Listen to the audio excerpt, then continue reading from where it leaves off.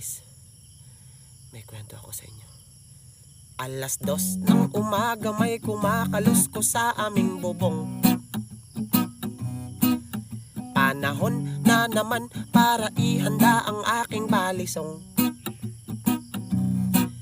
Buntot pagi at ang bawang gawing pananggalang. Handa na ang katawan makipaglaban sa aswang. Nang biglang bumukas ang bintana, ako ay nagulantang.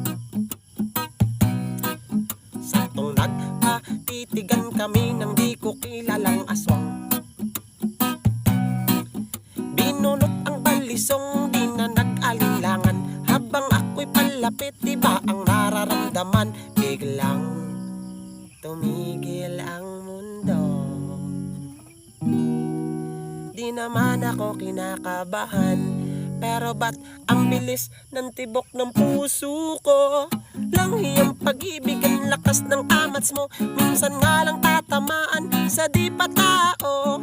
Lana sa lugar ang tadhana magbiro. Papanain ka nga ni Cupido sa di pa tao. Mama.